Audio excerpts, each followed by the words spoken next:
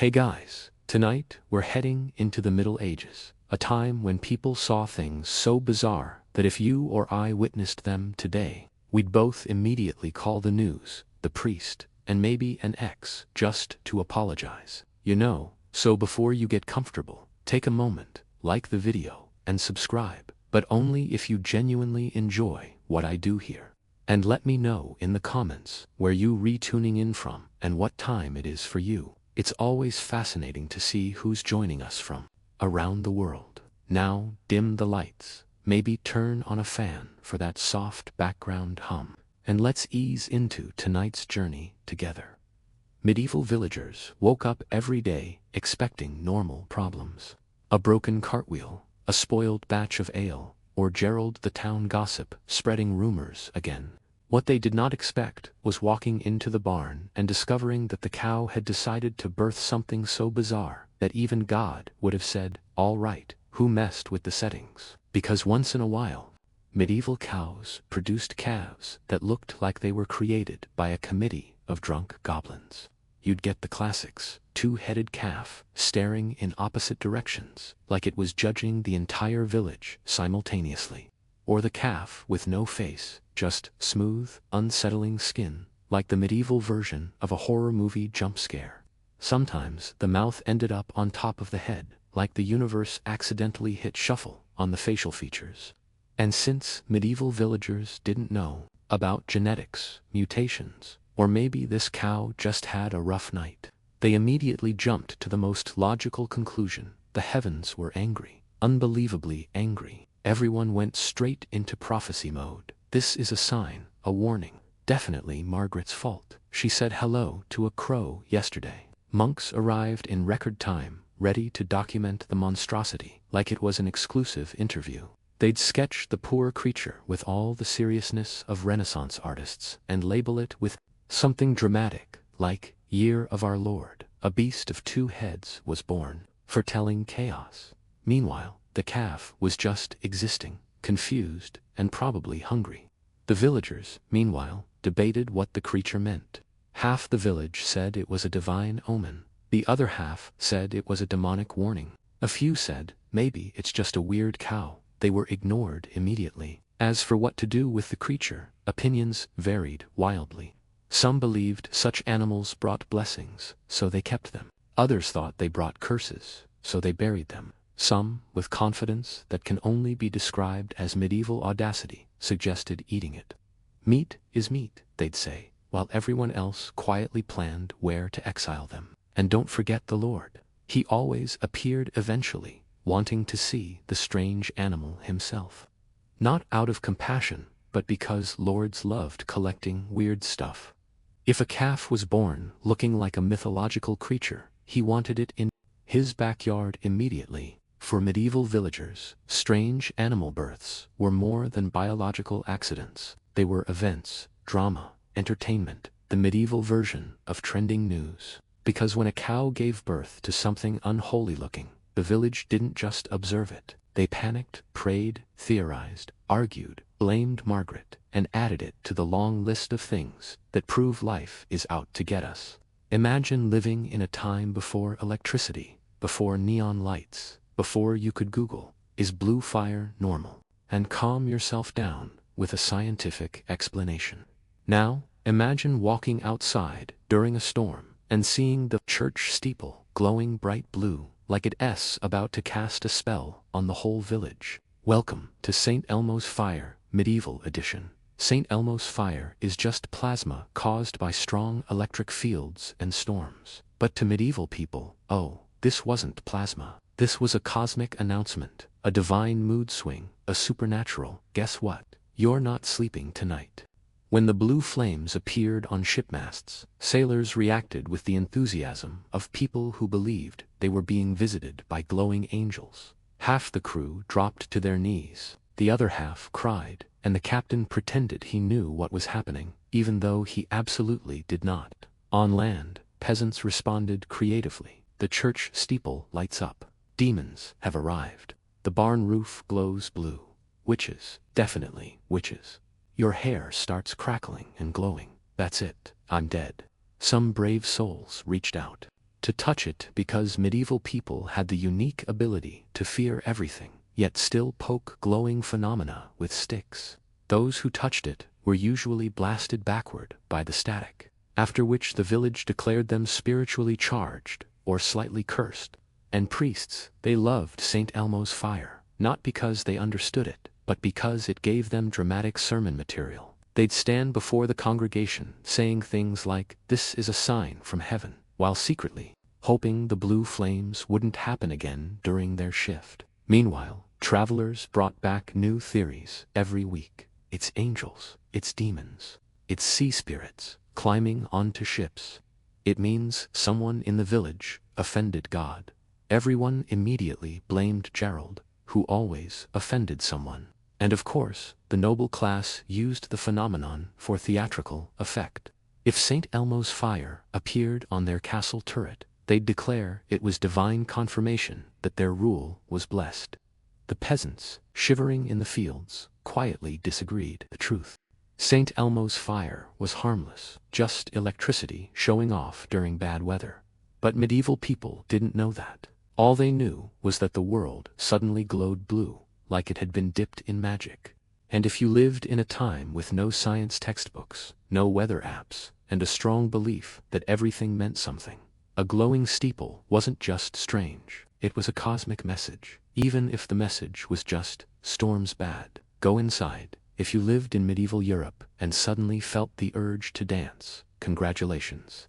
That was considered a medical emergency. In the dancing plague, entire towns would suddenly erupt in non-stop, uncontrollable dancing.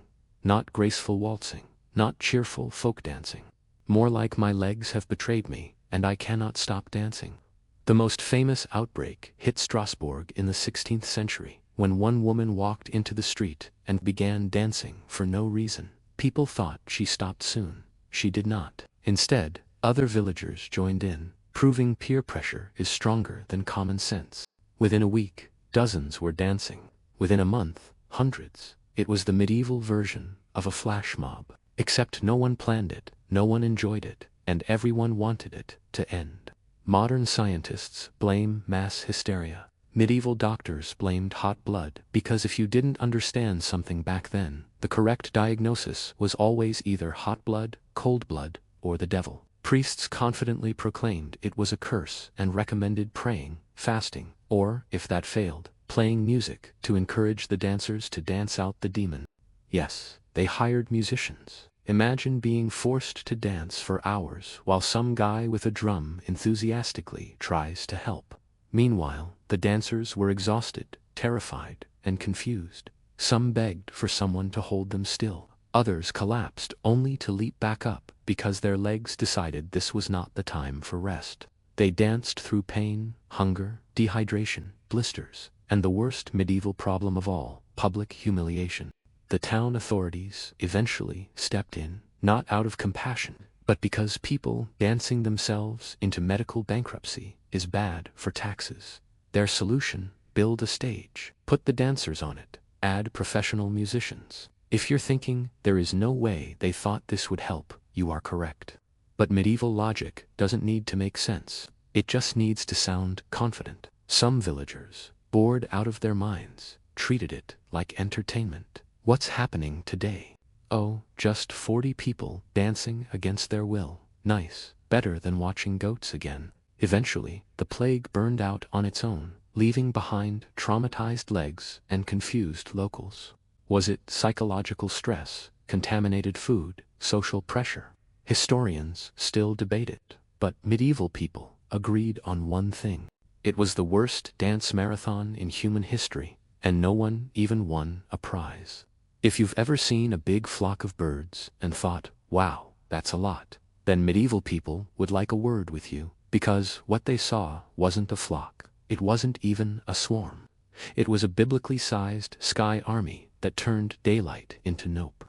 Bird migrations in medieval Europe were on a scale modern civilization barely remembers. Millions of birds, starlings, cranes, geese, you name it, would lift into the air at once, forming a massive feathered cloud that stretched across the horizon. To medieval villagers, this wasn't nature. This was a sign, a message, a celestial threat, a feathery apocalypse. Imagine you're a medieval peasant gathering turnips, minding your own business, when suddenly the sun disappears, not behind clouds, behind wings. The sky goes dark, the air fills with screeching, and every bird in Europe seems to be doing a synchronized aerial invasion. Naturally, the villagers did the only sensible thing: panic. Immediately, some dropped to their knees, convinced God was delivering a message, and a very loud one at that. Others assumed this was the end of the world, because medieval people declared the end of the world at least twice a week. A few optimistic thinkers said, maybe it's a sign of good fortune, while everyone else wondered if birds were about to start stealing children. And of course, the local priest had to weigh in with confidence levels far surpassing his actual knowledge. He'd stand before the congregation and declare something bold, like, the birds are forming a heavenly army. Meanwhile, a single goose would land behind him and honk aggressively, proving at least one creature was clearly sent by Satan. The noise alone was enough to traumatize anyone. Thousands of wings flapping in unison sounded like a medieval drumline mixed with windstorms and judgment. People covered their ears and prayed. Animals panicked. Chickens ran in circles, which chickens do anyway, but still. Horses tried to flee. Even the cats, normally unbothered by the concept of chaos, looked concerned. And then there was the poop. Medieval chronicles do not mention this, but nature certainly did. When millions of birds fly overhead, they drop millions of blessings: fields, roofs, wagons, unlucky villages. Nothing was spared. One unlucky man could go outside for 2 minutes and come back looking like he'd lost a war with oatmeal. But once the sky cleared and daylight returned, life resumed. Villagers sighed in relief. Priests pretended they'd predicted it correctly. And birds just kept migrating, completely oblivious to the existential crisis they caused.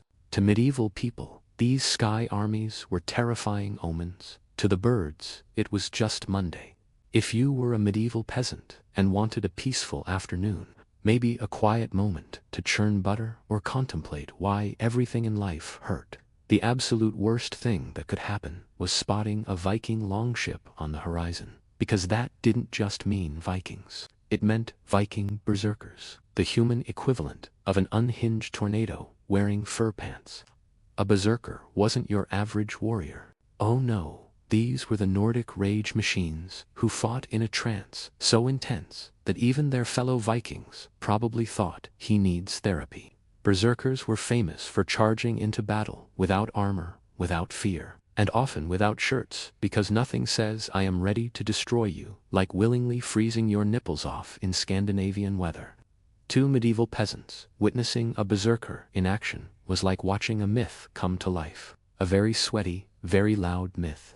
These warriors would howl, shake, bite their shields, and foam at the mouth like a wolf that just discovered caffeine. Their eyes widened, their veins popped, and they sprinted into battle at full speed, sometimes faster than physics should allow. Imagine being a simple turnip farmer and seeing a giant blonde man barreling toward you, screaming like a kettle left too long on the fire. Your first thought wouldn't be strategy. Your first thought would be, I am about to become a footnote in a monk's diary. Now, to explain berserkers, modern historians enjoy using phrases like psychological warfare, battle trance, and possibly hallucinogenic mushrooms. Medieval villagers had a simpler explanation. This man is possessed by something large, angry, and definitely not house-trained. Some believed berserkers transformed into bears or wolves mid-fight. Others believed they couldn't be harmed by weapons, which was false but terrifying. Many insisted their screams were strong enough to make cattle faint. And honestly, considering how medieval cattle behaved, maybe that part was true. And then there was the shield biting. Berserkers would chew into their shields like they were auditioning for a medieval toothpaste commercial. Peasants watching this didn't think, intimidation technique. They thought, he's eating wood. Next, he'll eat us. Even other Vikings treated berserkers carefully. These were the co-workers you didn't make eye contact with. The guys who got invited to the raid, but not the after-party, because nobody wanted to see them try to drink calmly. Two medieval people, berserkers, weren't just strange. They were living nightmares, shirtless, roaring, adrenaline-powered nightmares. And you can bet every villager who saw one sprinting toward them thought the exact same thing. That's it, I'm moving inland. If there's one thing medieval people did not need in their already stressful lives, it was red rain falling from the sky.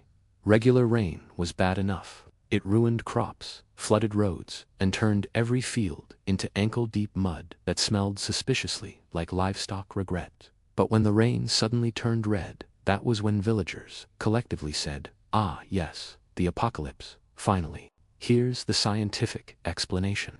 Desert dust storms sometimes carry iron-rich particles so high into the atmosphere that rainwater turns reddish when the particles mix with moisture. But medieval people did not have access to meteorological science. Their worldview was simpler. If something weird happened, it was either God sending a message, the devil sending a memo, or Margaret, the strange neighbor, messing with forbidden magic again. The first time blood rain hit a village, the reaction ranged from horrified screaming to intense horrified screaming. People ran through the streets, yelling about signs, omens, plagues, and in one recorded case, the sky is bleeding. The sky is bleeding, which honestly is a perfectly reasonable interpretation if you've never heard of iron dust. Crops splattered with red droplets were declared cursed. Laundry hanging outside was immediately burned. Animals covered in spots were assumed to be demon-touched. And somewhere in the chaos, a monk was always present with a quill, writing things like, "The heavens wept blood this day," which definitely helped calm absolutely no one. Priests rushed to organize emergency prayer sessions. Entire congregations stood outside in the very rain they feared, begging the heavens for mercy while getting soaked in ominous red droplets. People swore they could smell iron, which, to be fair, they could, but they interpreted it as the scent of divine disappointment. Meanwhile, practical villagers tried collecting the rain to examine it, hoping perhaps it actually was real blood. It wasn't, but medieval logic said, well, it looks like blood, and it acts like rain, so clearly, it's magical. If anyone suggested a natural explanation, they were immediately told to go sit quietly because no one wanted rational thinking during a crisis. Animals, of course, were unbothered. Sheep grazed peacefully in fields covered with red splattered grass. Horses drank from red puddles with zero concern. Chickens stared blankly at the sky, as if saying, "We've seen worse." Eventually, the storm passed. The sky stopped bleeding, and villagers returned to normal life, which for medieval people still involved plagues, taxes, questionable bread, and occasional Viking raids. Blood rain wasn't the end of the world. It just felt like it, which was enough for medieval people to panic for a full generation. If you think modern UFO sightings are wild, wait until you hear what medieval monks wrote down, because these men were not scrolling TikTok at 2 in the morning. They were sober, celibate, overworked, and extremely bored. So when they saw something strange in the sky, they didn't shrug and say, "Weather." They grabbed a quill like it was time to document the end of everything. Medieval chronicles contain reports of fiery wheels, shields of flame, glowing ships, and floating globes drifting across the heavens. Basically, everything, except the phrase, "I swear, I'm not making this up," which is implied. Picture the scene, a monastery at dusk, the monks quietly chanting, a peaceful atmosphere, and suddenly, Brother Thomas bursts in, screaming, "The sky is on fire and also spinning." The monks run outside, stare up at the phenomenon, probably a meteor, halo, or atmospheric optical illusion, and immediately conclude that God is either testing them, warning them, or showing off. One monk might calmly suggest, perhaps it's a natural light in the clouds. He is immediately ignored because medieval monks did unspend their lives copying manuscripts by hand just to accept boring explanations. These reports weren't vague either. Some monks sketched the objects with surprising detail. You'll see drawings of circular, flaming shapes, swirling discs, bright arcs, even things that look suspiciously like glowing pizza crusts cruising across the sky. If one of them had drawn a classic flying saucer, historians today would never emotionally recover.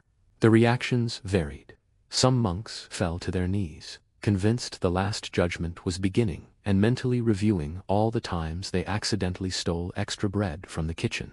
Others grabbed writing supplies, excited for the chance to record something that wasn't the 5th page of Brother Matthew begat Brother Peter, who begat Brother Simon.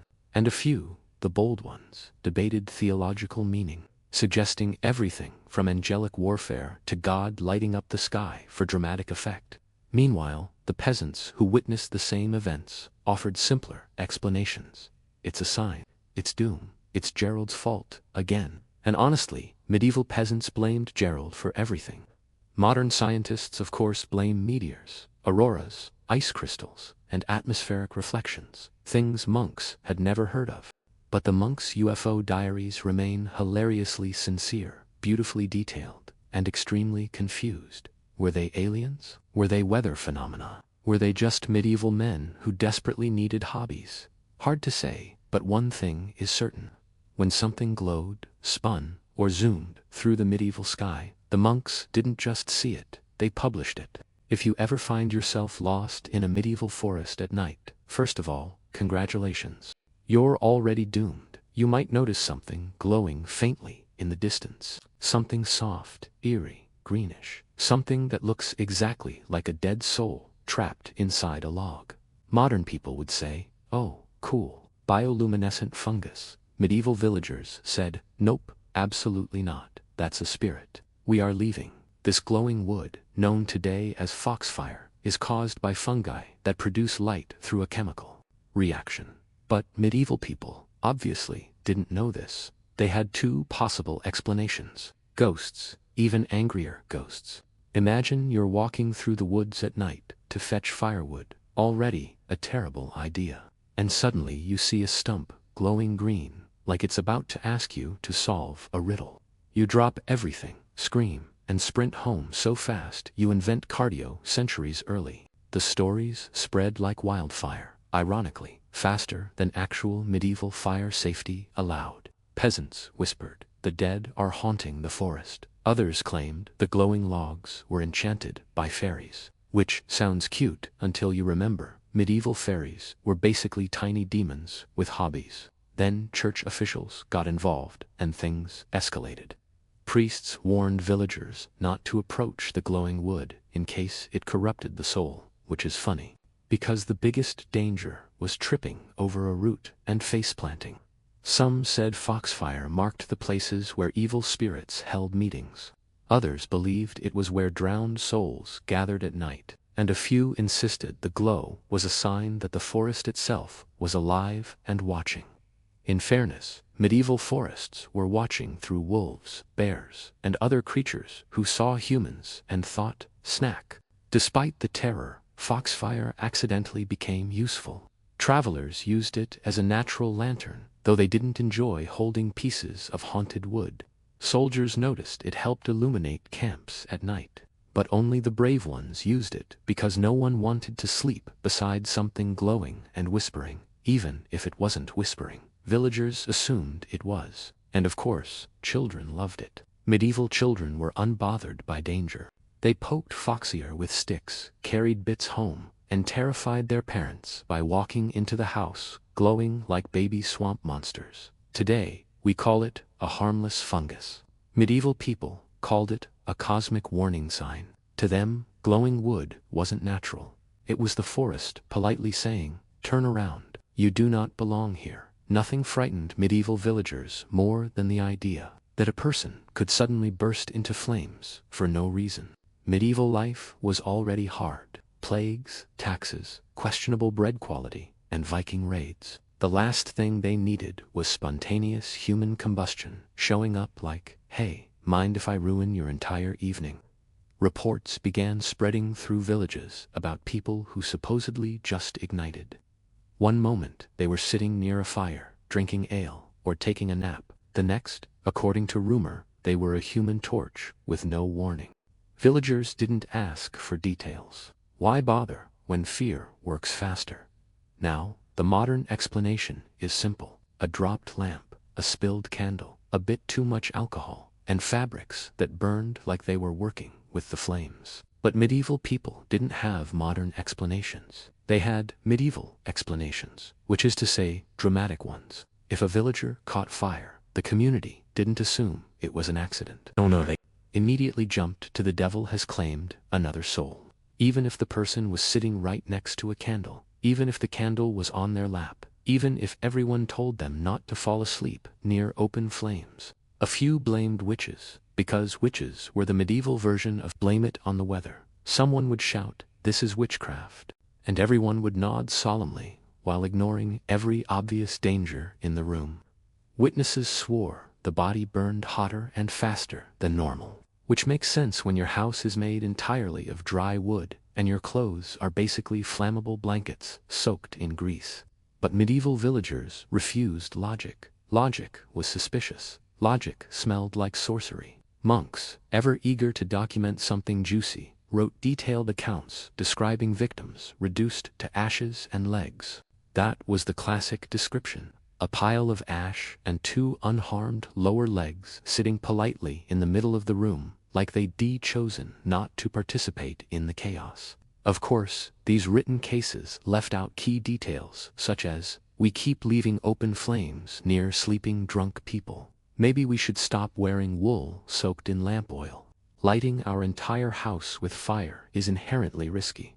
But medieval villagers preferred the supernatural explanation because it was more exciting, and because rethinking safety meant admitting their homes were basically mailboxes. The panic spread so widely that some villages even created rules about staying away from fire if you looked flammable, a term generously applied to anyone who drank, sneezed, or existed.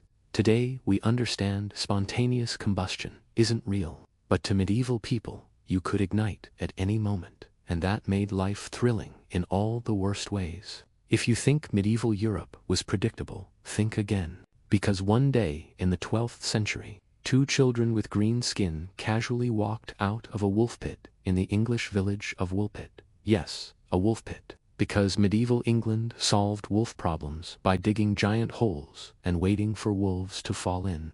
This time, instead of wolves, they got whatever these kids were. The children spoke a language no one recognized, refused every kind of food except beans, and looked like they had been grown in a magical vegetable garden. Naturally, the villagers reacted the medieval way. Panic first. Ask questions never. At first, they tried feeding the children bread. The kids said no. Then they tried meat. The kids said, absolutely not. Vegetables. Only beans forever. They were the world's first committed vegans, centuries before it was cool. The villagers gathered around, whispering, "Are they fairies? Are they forest spirits? Are they demons?" Meanwhile, the children were thinking, "Why does everyone here smell like damp hay?" The green skin was the biggest shock. Medieval people already believed in elves, demons, and glowing wood. So, green children were basically confirmation that the universe was bored and improvising. Some thought the kids came from an underground world. Others thought they were cursed. A few simply shrugged because medieval villagers had seen so many strange things that nothing surprised them anymore. Eventually, the children were taken in by a local noble, because nobles loved collecting mysterious things the way modern people collect limited edition sneakers. Under his care, the children slowly learned English, adjusted to their new world, and as they ate less bananly diets, their green color faded, which means medieval England accidentally discovered nutritional science long before anyone else. The boy sadly didn't survive long, leaving behind many unanswered questions and absolutely zero explanations.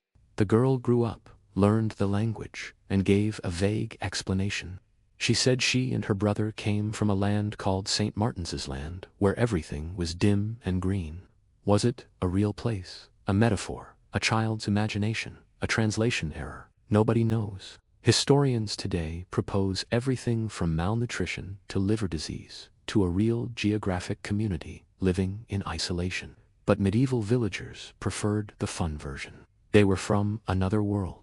Because that's the thing about the Middle Ages. When the universe dropped two mysterious children into your wolf pit, you didn't question it. you just said, well, add that to the list. Imagine being a medieval villager, stepping outside for a peaceful morning, maybe hoping today will be the one day nothing strange happens. And then the sky opens up and drops a trout onto your head, or a frog, or 50 frogs, or an entire school of confused aquatic animals, wondering how they ended up airborne. Welcome to animal rain, one of nature's rudest meteorological pranks, and one of the most bewildering things medieval people ever witnessed. Of course, today we know storms can pick up small animals from ponds or rivers, carry them miles through the air, and dump them unceremoniously on whichever unlucky town is beneath them. But medieval villagers didn't have weather maps or physics. They had vibes, and the vibes said witches, or if the frogs were particularly bouncy, very upset witches. Imagine the scene. A farmer is tending his cabbages when suddenly a frog plops onto the soil beside him. He looks up just in time to see a second frog descending like a tiny green meteor. Within moments, dozens are raining down, each one landing with a wet slap that screams, "I did not sign up for this." Villagers responded with immediate panic. People covered their heads, sprinted indoors, screamed prayers, or in rare cases, tried to catch the falling creatures like medieval peckamen. Some believed the animals were omens of famine or plague. Others decided the frogs were soldiers in Satan's amphibian army. At least one chronicler confidently declared fish rain to be a sign that human sin has reached the ponds. Priests rushed to the scene, robes flapping, trying to interpret what message the heavens were sending. They usually settled on something vague like repent, because medieval clergy had learned that this advice applied to approximately every situation. Meanwhile, the animals themselves were having the worst day of their lives. One moment they're swimming peacefully, the next they're being sucked into the sky and dropped miles away into a field, a roof, or, on unlucky days, a bucket of milk. No wonder medieval frogs always looked annoyed in manuscripts. Chickens chased the new arrivals. Cats investigated suspiciously. Dogs barked at the sky as if yelling at it to stop throwing stuff. But once the rain ended, medieval people did what they always did. Cleaned up, panicked a little more, blamed Margaret, the strange neighbor, and wrote it down as evidence that the world was not functioning correctly. To us, animal rain is unusual, but explainable. To medieval people, it was the heavens doing improv, and nature's improv had very questionable comedic timing. If you were a medieval peasant, you didn't need theater for entertainment. You just needed to watch a fully armored knight trying to function in the middle of a brutal heat wave. Because nothing says elite warrior class like a nobleman, slowly cooking inside 30 kilograms of metal while insisting everything is perfectly fine. Picture this. It's a scorching summer day. The air is thick, the fields are steaming, even the chickens look overheated. And then across the horizon you see a knight trotting along in full plate armor, a medieval sauna with a horse attached. Peasants would stop working just to stare, not out of admiration, but out of deep confusion, because knights were basically wearing cast iron ovens. A village blacksmith could have cooked dinner on a knight's chest plate with minimal effort. But knights refused to remove even a single piece of armor, not because of safety. No, because medieval nobility possessed two tragic flaws: pride, zero understanding of heat stroke. A knight could be drenched in sweat, swaying in the saddle, breathing like a boiling kettle, and still insist, "Nay, good sir, I am perfectly comfortable." Meanwhile, the horse beneath him is rethinking its entire career. Peasants, watching this, suffered second-hand heat stroke. The blacksmiths, who actually understood metal, looked horrified. They whispered things like, "He's going to melt his insides," while the knight loudly proclaimed, "This armor is my honor," just before fainting dramatically into a haystack. During tournaments, it was even worse. Knights clanged around the field like overheated tin cans. Some wore padded underarmor that acted like medieval insulation. Excellent in winter, catastrophic in summer. You could practically hear the sizzling. And the worst part, they trained in it. Squires forced to assist in this medieval grilling session learned valuable lessons, like how to drag a fully unconscious nobleman out of his armor, how to remove a helmet fused with sweat, how to politely ignore the smell of baked human marinating in wool. There were actual accounts of knights collapsing mid-joust because their armor reached temperatures normally reserved for pottery kilns. Some had to be carried away, like fallen statues, legs sticking out of their metal casing at awkward angles. Peasants didn't understand why nobles did this. They had zero context for chivalry, knightly honor, or fashion choices that ruin your body. They just saw extremely wealthy men voluntarily suffering in ways no sane person ever would. But that was medieval nobility. If you weren't sweating out 3 L of water inside a portable oven, were you even a knight? Two peasants watching a night march proudly in metal during a heat wave was one of the strangest and funniest sights of the entire Middle Ages. If there's anything medieval people did not need more of, it was haunted landscapes. But the Middle Ages delivered anyway. After battles, especially the messy ones, strange glowing lights would drift above the fields at night. These eerie floating orbs, flickering in shades of blue, green, or white, became known as corpse lights or will-o'-the-wisps. Today we call it swamp gas or bioluminescent decay. Medieval people called it, nope, absolutely not. That field is cursed forever. Imagine being a medieval traveler walking home after sunset. You're already nervous because everything in the Middle Ages was dangerous. Wolves, bandits, plague Margaret, the strange neighbor. And suddenly you see a gentle glowing ball hovering over last month's battlefield. It bobs, it sways, it glows brighter, and you instantly remember that you never updated your will. The lights often appeared where the ground was soaked with water and unfortunately decomposing humans. Gases escaping from organic matter would occasionally ignite or reflect light, creating ghostly orbs that made even the bravest knight reconsider his life choices. Villagers witnessing these lights reacted with predictable medieval logic. Those are spirits of the dead. Those are demons. Those are fairies luring us to doom. This is definitely Gerald's fault.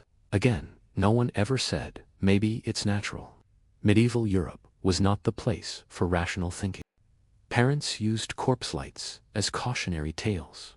Don't go out at night, or the soul lights will drag you into the swamp, which is ironic because the real danger was the swamp. Peasants absolutely believed the lights were trying to lure them.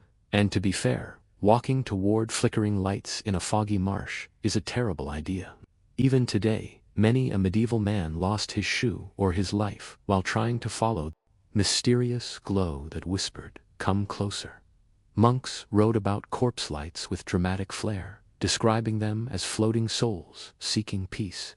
Knights claimed they were ghosts of fallen warriors guarding the battlefield. Fishermen saw them near bogs and assumed fairies were planning an ambush. Meanwhile, scientists today are like, actually, it's methane reacting with phosphenes from decomposing organic matter, which is the least magical sentence ever spoken. But to medieval villagers, corpse lights were one more reminder that nighttime belonged to things best avoided: spirits, demons, glowing balls of doom, and the occasional fox wearing someone's lost shoe. The Middle Ages were terrifying enough in daylight. But at night, when ghostly lights drifted across abandoned fields, the world felt alive, and not in a good way. If you wandered into a medieval forest, which, to be clear, you should never do, you might end up spotting one of the strangest sights of the Middle Ages, the wild man, also known as the woodwoe. Imagine Bigfoot, but medieval, less mysterious, more confused, covered in hair, armed with a club, and radiating the energy of someone who has not paid taxes, ever. Wild men show up everywhere in medieval art. Towering, shaggy figures, lurking at forest edges, clutching sticks, staring with an expression that perfectly says, "I wasn't expecting company." Some stories describe them as giants, others as hermits, who went a little too hard on the live, close-to-nature lifestyle. Either way, they terrified villagers because medieval forests were already nightmare zones filled with wolves, bears, bandits, and plants that hated you. The last thing anyone needed was a hairy philosopher wandering around muttering to trees. Most sightings followed the same pattern.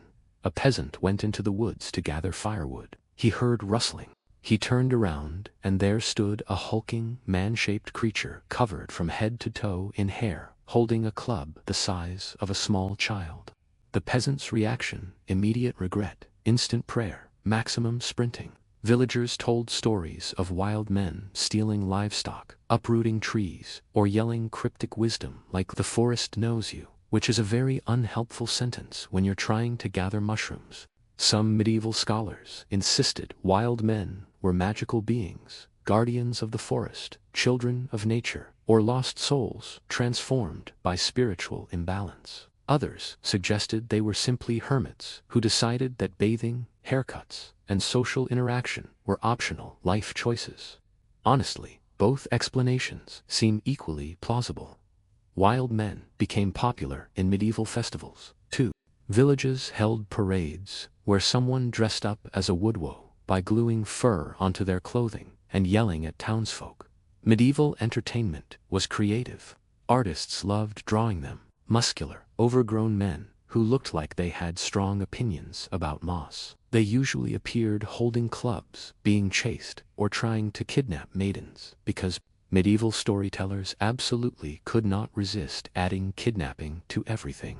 But the most confusing part: many wild men were probably just regular people. Hermits, hunters, runaways from society, guys who said, "I just need some time alone," and took that idea extremely literally. To medieval villagers, the wild man symbolized the line between civilization and wilderness, and how easily a man could cross it if he skipped one too many bath days. He was terrifying, yes, but also a reminder that life in the Middle Ages was only one bad haircut away from chaos. For medieval villagers, seeing their own reflection clearly for the first time was not a gentle, whimsical experience. It was a psychological jump scare. Mirrors, or rather polished metal plates pretending to be mirrors, slowly began improving during the Middle Ages, and the reactions ranged from fascinated to absolutely horrified. Before this, most people only caught blurry glimpses of themselves in puddles, lakes, or whatever shiny object happened to be nearby. These reflections were vague at best, more like seeing your soul through a foggy potato. So, when polished metal suddenly started showing actual human faces, medieval villagers weren't prepared. Imagine being a medieval farmer who hasn't seen a clear reflection in 30 years. A merchant hands you a polished metal disc. You look into it and immediately ask, who is this stranger living inside the plate? Some thought their soul was trapped inside the metal. Others thought the object itself was alive. A few believed demons lived in mirrors, quietly mocking everyone's haircuts. And honestly, considering medieval haircuts, that theory might hold up. To make matters worse, early mirrors didn't show perfect reflections. They warped faces just enough to cause panic. A villager might look into a mirror and see one eyebrow higher than the other, or a head shape slightly askew, and immediately conclude they were cursed, possessed, or having a very bad day. Then there were the vain nobles, the only people who could actually afford early mirrors. These were the trendsetters of medieval narcissism. They'd gaze at their reflections for hours, adjusting their feathered hats, stroking their unfortunate mustaches, and loudly proclaiming, "My beauty is a divine blessing." Meanwhile, peasants looked on thinking, "Sir, you look like a damp turkey." But mirrors also sparked deep philosophical debates. Monks wrote treatises about the morality of looking at oneself. Priests warned that vanity was sinful, and some scholars genuinely wondered if a mirror could steal your essence. Spoiler: it cannot, not even on Mondays. Children, as usual, were the most fearless. They immediately began sticking their tongues out at their reflections, waving at themselves, or asking if the mirror person lived in another world. Medieval parents panicked. Children did not. And of course, there was always one villager who saw himself clearly for the first time and said, "Ah, so this is why Margaret won't marry me." The arrival of the mirror didn't just let people see their faces, it let them see their flaws, their expressions, their humanity, and occasionally their disappointment. To us, mirrors are ordinary. To medieval people, they were portals, mysteries, soul traps, or the world's earliest selfie technology. And that's the beauty of the Middle Ages. Even something as simple as seeing your own reflection was considered strange. Rome was impressive from a distance. Its temples gleaming in the sun, its aqueducts stretching across the landscape like the bones of giants, its reputation echoing across the Mediterranean. But up close, at street level, Rome was a creature of noise, tension, and barely controlled chaos. The city packed more than 1 million people into a maze of cramped alleyways, decaying tenements, and open-air markets where fresh produce sat beside piles of refuse. At any moment, a simple shove, a drunken insult, or a political grudge could turn a street corner into a battleground. This was the Rome most citizens actually lived in, a city where fear was as common as bread. The police force in the modern sense did not exist. The urban cohorts would not appear until the reign of Augustus, and even then they were more military than peacekeepers. In the late Republic, enforcement depended on whoever had money, muscle, or influence. Senators hired their own guards. Wealthy households kept private enforcers. Ordinary people walked fast, kept their heads down, and hoped not to get caught between rival groups. If you lived in Rome at night, you carried a lamp, a knife, or a prayer, sometimes all three. The atmosphere of insecurity was perfect breeding ground for gangs. Young men without work, freedmen seeking quick profit, political hopefuls hungry for power, all found opportunity in Rome's shadows. Tension simmered constantly. A procession could turn into a riot. A funeral could become an act of intimidation. A political meeting might end with clubs and stones rather than votes. Even everyday errands carried an edge. A trip to the bars, the tavern, or the public latrine meant brushing shoulders with gamblers, thieves, hired thugs, and the desperate. The government knew this, of course, but the ruling elite also knew that violence could be useful. For ambitious politicians, street muscle was cheaper than soldiers, more loyal than voters, and far easier to deploy. A hired gang didn't argue about legal technicalities. They simply showed up, shouted loud, swung harder, and disappeared into the crowds of Subura or Aventine before anyone could identify them. This was Rome's truth. Beneath the marble, the forums, and the rhetoric of the Senate, real power often rested in who controlled the streets. And by the last decades of the Republic, those streets were slipping into the hands of men who understood one thing very well. Fear was a currency, and in Rome, it paid extremely well. Before the gangs became instruments of political terror, the collegia were ordinary associations, trade groups, neighborhood clubs, funeral societies, and social circles for craftsmen, merchants, and freedmen. At their best, they were Rome's version of community support networks, places where men pulled funds for funerals, organized feasts, worshipped local gods, and protected their shared interests. But in a city as explosive as Rome, nothing stayed innocent for long. By the late Republic, many collegia had drifted far from their original purpose and began transforming into disciplined, loyal, and often violent factions. These groups already had structure, leaders, treasuries, meeting halls, and members accustomed to acting together. So when powerful politicians looked for ready-made street armies, the collegia became an obvious resource. A local carpenters' guild with a few subtle payments and promises could quickly evolve into a unit of club carrying. Supporters ready to shout down rivals, intimidate voters, or break up an opponent's assembly. And once money started flowing, loyalty hardened into something far more aggressive. Rome's neighborhoods, especially the crowded Subura, became divided by factional lines. A collegium tied to a senator or tribune often patrolled streets, protecting local voters while making very clear which side they should remain loyal to. Outsiders, especially supporters of rival factions, were harassed or beaten by night. Some collegia acted like organized crime rings, collecting payments, settling disputes with fists or blades, and controlling taverns, gambling dens, and local markets. A seemingly harmless association of bakers or tanners might, in practice, be a neighborhood militia. The Senate occasionally attempted to ban these collegia, recognizing the danger. But Rome was too vast and too chaotic for such laws to work. Disbanded groups went underground. Outlawed meetings simply relocated to private homes, baths, or taverns. And politicians, those who benefited most, quietly ensured that enforcement was flexible when convenient. The turning point came when ambitious leaders realized they could use collegia not merely to influence local districts, but to dominate citywide politics. A coordinated group could disrupt elections, escort candidates, chase rivals from the forum, and show strength during public gatherings. The collegia had drifted far from their roots. They were no longer social clubs. They were proto-gangs, organized, equipped, and loyal to whoever funded them.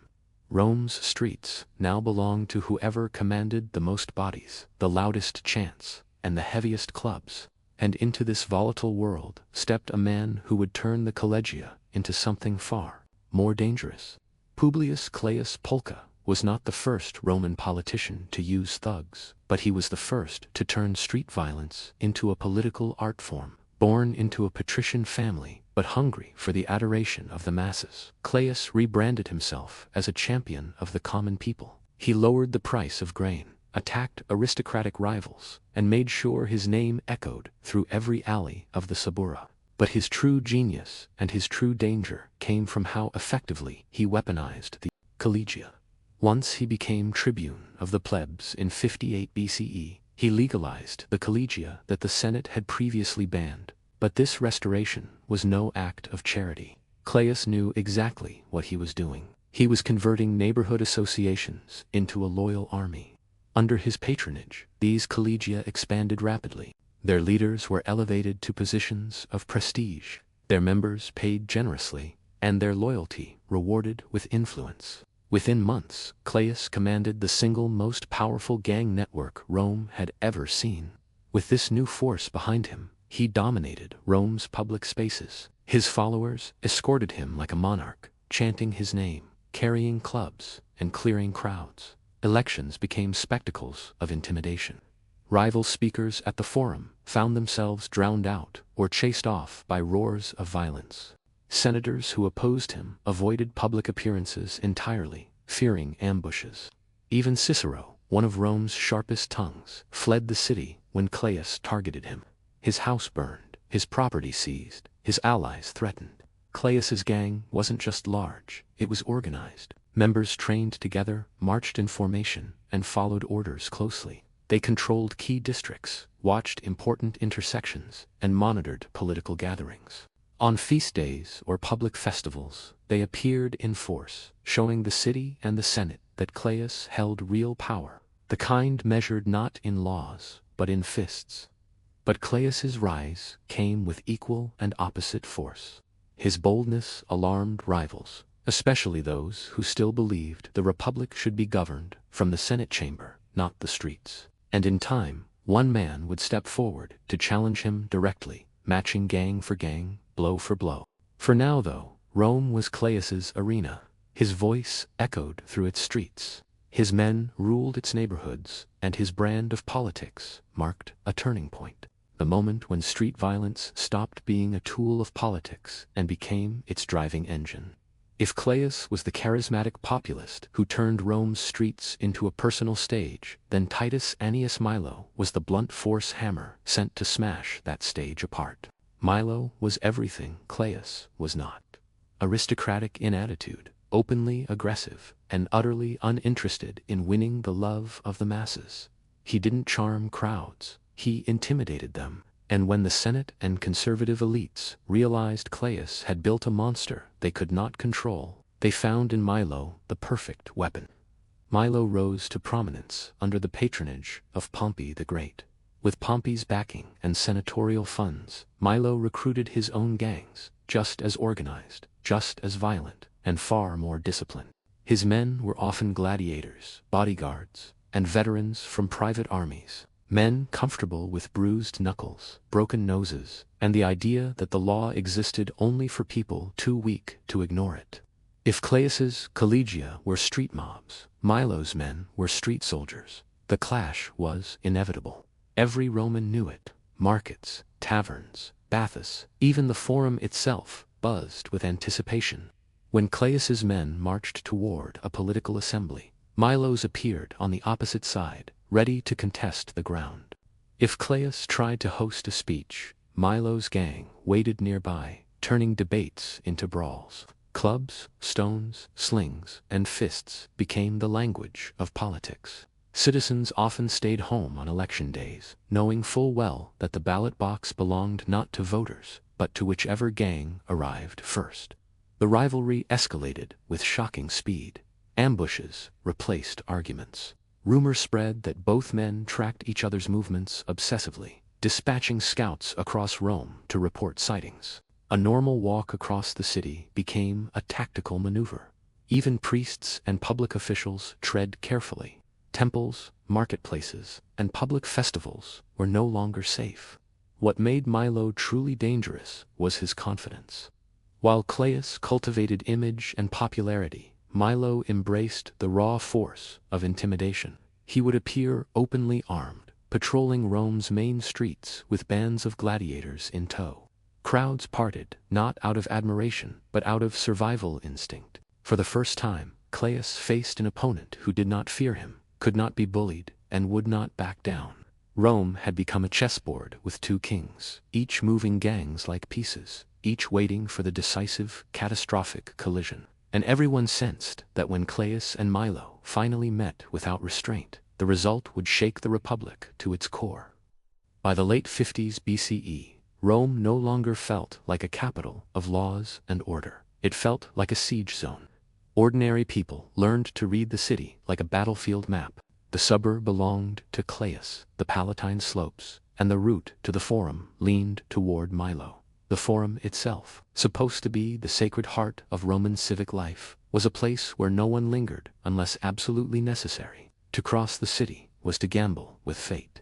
The wrong street at the wrong hour could drop a citizen straight into a street battle wearing sandals instead of armor. The escalation happened gradually, then all at once. It began with chants, insults, and fistfights. But when fists no longer decided outcomes, the gangs escalated. Clubs became standardized. Sling bullets appeared. Some thugs carried daggers hidden beneath tunics. Gladiators, men trained to kill for entertainment, became prized assets. To the Senate's horror, Rome's sacred processions and religious festivals transformed into invitations for violence. A funeral could trigger a riot. A public speech could end in a stampede. Temples were no longer sanctuaries. Even priests hesitated to intervene when gangs clashed outside sacred steps. Caius perfected the art of overwhelming noise and spectacle.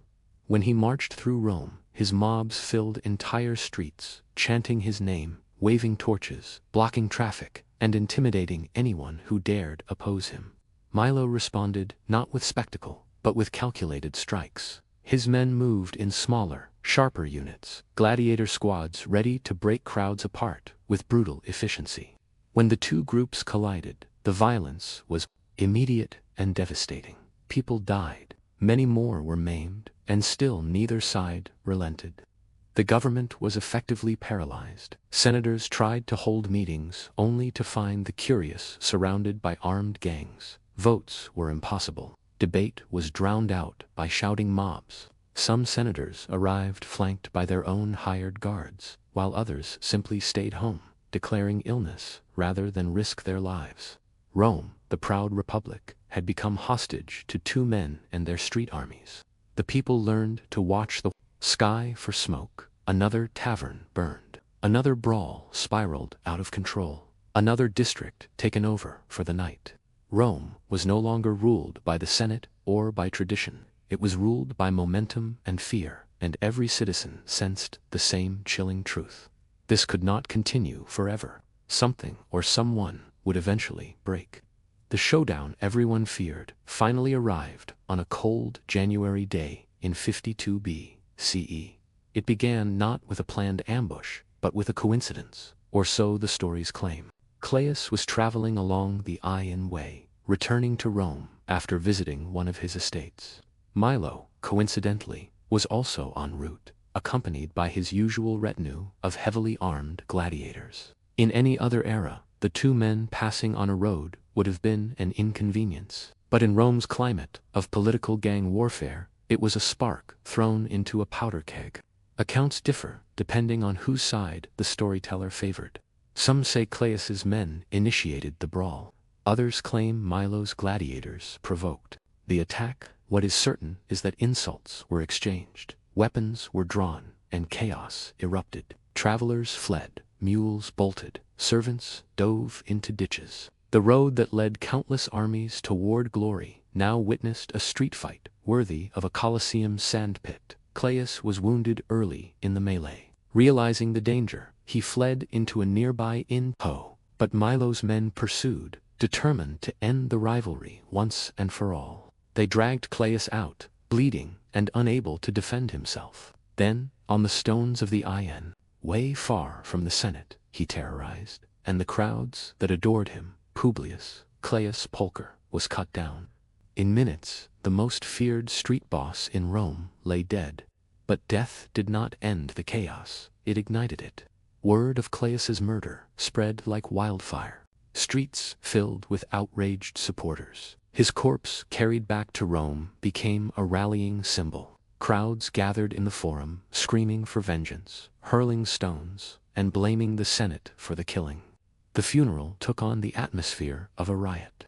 As emotions surged, Caius's followers used his pee to torch the Senate house itself. Flames engulfed the Curia Hostilia, consuming centuries of political history in one enormous, furious blaze.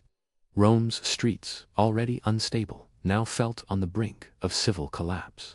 Milo attempted to defend himself legally, but with Caius's supporters raging and the Senate terrified, the city was past reason. The gangs had reached their breaking point. Order had completely evaporated. Rome felt leaderless, lawless, and dangerously close to tearing itself apart. Something had to change, and quickly. Caius's death did not quiet Rome, it detonated it. For years, the city had lived under the constant tremor of gang rivalry. But with Caius gone, that tension snapped violently. It felt as if an entire population exhaled in rage. His supporters flooded the streets, grieving, furious, and desperate for revenge. What had once been political rivalry now morphed into something feral, an instinctive howl from the lower classes, who saw in Caius their protector, flawed, brutal, but theirs. The Forum became an arena of hysteria. Mobs stormed the Curia Hostilia, the very heart of Rome's political life, and set it ablaze, using Caius's funeral pee. Flames shot into the winter air, devouring roof beams, statues, centuries of documents, and the symbolic dignity of the Republic itself. The Senate watched, helplessly, as their meeting house, more sacred than many temples, collapsed into glowing ruin. The message was unmistakable. Street power ruled Rome, not senators in white togas. The violence did not stop there. Patrols of Clay loyalists roamed the city, attacking anyone suspected of supporting Milo. Vendors shut their stalls, taverns boarded windows, and families locked themselves in their inn-cell, praying the fighting would pass them by. Rome's night sky glowed orange from scattered fires. Screams echoed through streets where the only law was whichever gang arrived first with torches and clubs. The Senate, ordinarily paralyzed by argument, now found itself paralyzed by terror. Many senators fled to the countryside, others barricaded themselves in their villas. A few attempted to meet, only to disperse when mobs gathered outside. Rome, the Republic's proud capital, functioned less like a city and more like a hostage situation. Every decision was stalled, every proposal drowned in fear. To make matters worse, the consuls of the year offered little leadership. With one already dead and the other utterly overwhelmed, power had effectively evaporated. Elections could not be held, assemblies were impossible. Even basic functions, grain distribution, justice hearings, public maintenance, halted. Rome teetered on the edge of collapse, and everyone knew it. Amid this chaos, one frightening idea began circulating among senators. The Republic needed a strong hand, someone with soldiers, authority, and enough presence to walk into the forum without being swallowed by mobs. The Senate did not speak the name aloud at first, but everyone knew who they meant. Pompey, the same Pompey who had once dominated 3 continents, the same Pompey who had backed Milo, and the same Pompey who now waited watching Rome burn. Rome had reached the point where even senators, men who loved debate more than breathing, agreed on one thing: the chaos had to end. And so they turned to Pompey the Great, granting him extraordinary powers to restore order. It was a move soaked in irony. The Republic, terrified of one-man rule, now begged for it. Pompey, cautious but calculating, accepted. And with his new authority came the reshaping of Rome's security forces. Most famously, the rise of the Taurian Guard. Originally, Taurians referred to elite soldiers who protected generals in the field, but Pompey transformed them into something else entirely: a permanent, powerful urban force stationed in and around Rome. Their job was clear: end the gang violence, restore stability, and make the streets safe enough for senators to venture out again without being clubbed into political agreement. For ordinary Romans, their arrival felt like a thunderclap. These were not thugs with clubs or gladiators with swagger. Taurians wore polished armor, marched in formation, and carried real military discipline. When they patrolled, the sound of their boots echoed like a warning. The days of unchecked street violence were over. Gangs that once strutted through taverns and marketplaces now scattered at the first sight of a Taurian helmet. Their presence alone shifted the balance of power. Milo's men, suddenly hunted, could not roam freely. They were confronted, dispersed, arrested, or forced back into hiding.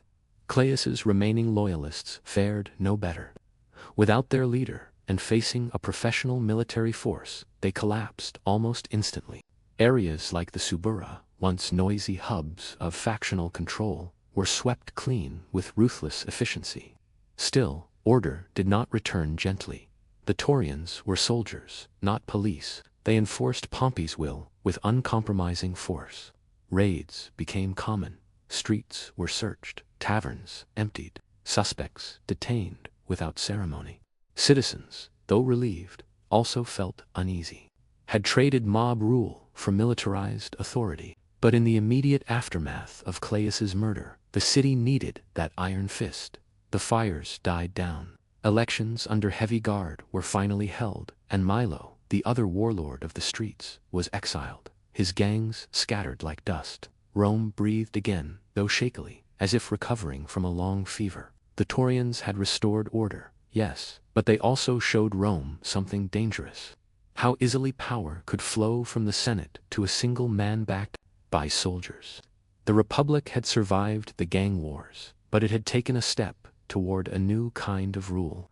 With the Taurians enforcing order and Milo exiled, Rome finally experienced a fragile calm. But beneath that quiet lay a deeper transformation, one that would reshape the entire Roman world. The gang wars had shown something the Republic never wanted to admit. The Senate could not protect its own capital, not from mobs, not from warlords, not even from itself.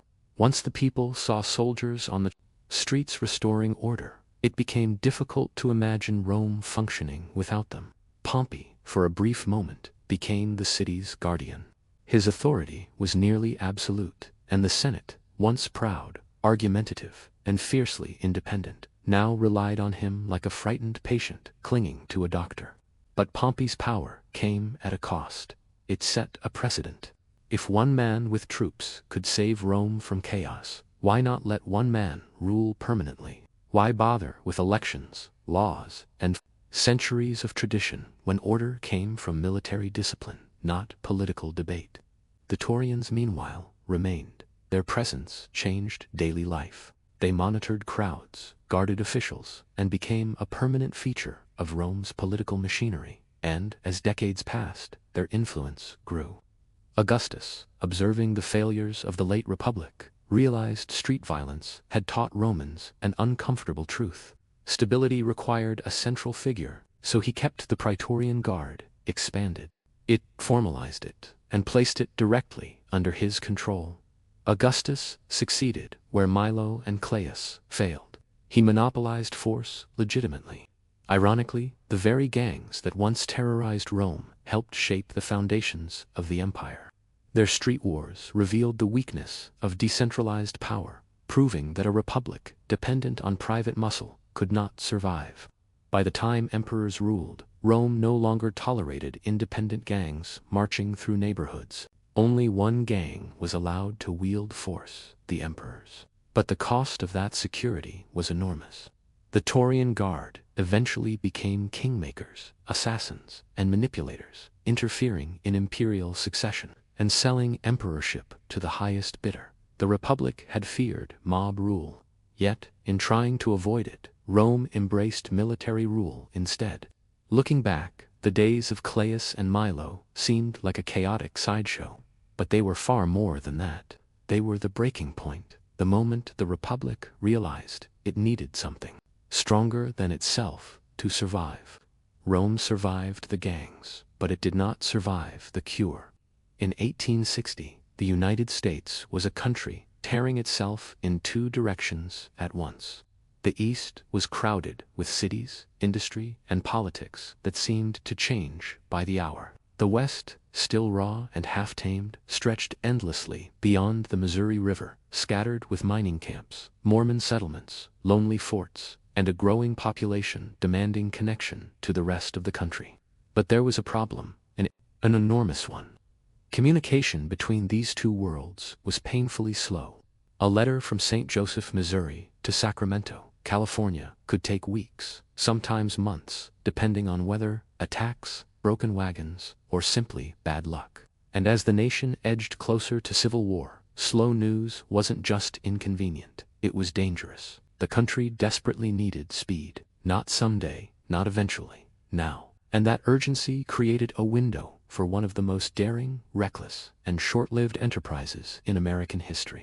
Three businessmen, William Russell, Alexander Major, and William Weddell, looked at the map, the chaos, and the anxiety of a nation, and came to a stunning conclusion. If the government couldn't deliver messages fast enough, private riders on fast horses would. No committees, no bureaucracy, no waiting, just grit, muscle, and horsepower. Their plan sounded insane. Riders would cross 1,800 meters of frontier, desert, mountain, and snow in a relay of sprints. Stations would be built every 10 to 15 miles. Horses would be swapped. In minutes, riders would push through storms, through the freezing Sierra Nevada, through open plains where a man could see death coming from miles away.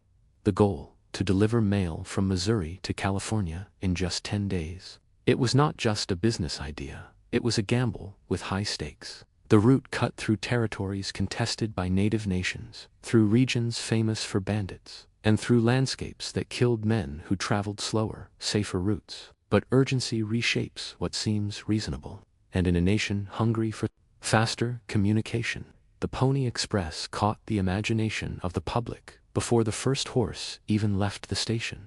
People sensed something new was coming, something that fused adventure with national necessity.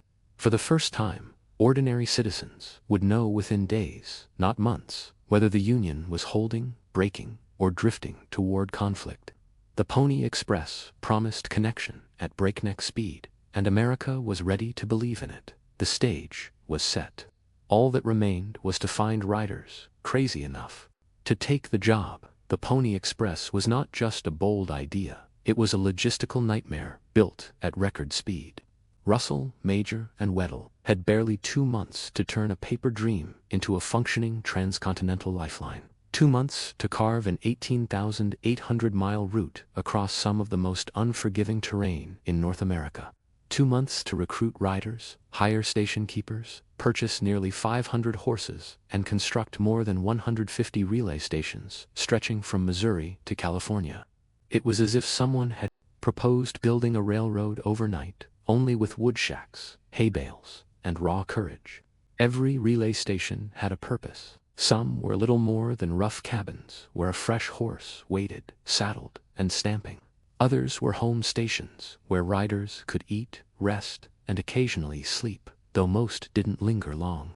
These stations formed the backbone of the operation. spaced every 10 to 15 meters, so a rider could sprint at full speed without exhausting his mount. The timing was precise, almost surgical. A delay of even a few minutes per station could snowball into hours lost over the entire route. The route itself sliced through a landscape that shifted brutally from one environment to the next.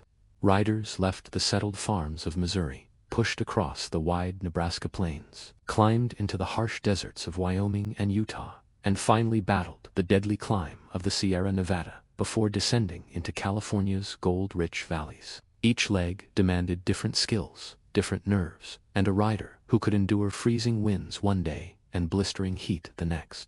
To build this trail, Russell, Major, and Weddell hired blacksmiths, carpenters, wranglers, and tough frontiermen who knew how to survive where maps became useless.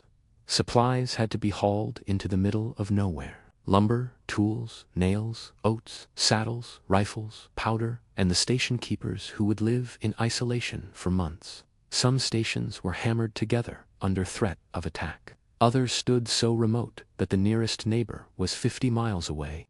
Yet, somehow, against all logic, the system came together. By early April 1860, the line of stations was complete. Horses were in place, mailbags were ready, riders stood waiting, revolvers at their hips, geared for a job that promised exhaustion, danger, and a kind of fame few men would ever earn. A relay network, unlike anything else on Earth, was finally ready to roar into motion. The Pony Express needed a very specific kind of man, not a soldier, not a cowboy, not a gentleman, but a creature made from nerves of steel and a willingness to ride straight into danger without hesitation. The recruitment ads said it plainly. Young, skinny, wiry fellows, not over 18, must be expert riders, willing to risk death daily. Orphans preferred. It sounded like a joke. It wasn't. Every word matched the reality of the job. Most applicants were teenagers, 15, 16, 17 years old, boys with fast reflexes, light bodies, and an eagerness that bordered on recklessness. They were paid well for the time, about $100 a month, more than many grown men earned working farms or frontiers. But the pay wasn't what drew them. It was the thrill, the danger, the pride of carrying news faster than anyone else in America. They weren't just riders, they were symbols of speed in a country desperate for it. Training was minimal. If you could ride a horse at full sprint, mount and dismount without losing momentum, fire a revolver from the saddle, and stomach the idea of crossing hostile territory alone, you were ready. There was no uniform. Riders wore whatever made sense. Buckskin jackets, soft moccasins, felt hats pulled low, gloves to fight cold winds, and a revolver strapped at the waist. Some carried rifles, but many chose speed over firepower. A gun slowed you down. Hesitation could kill you.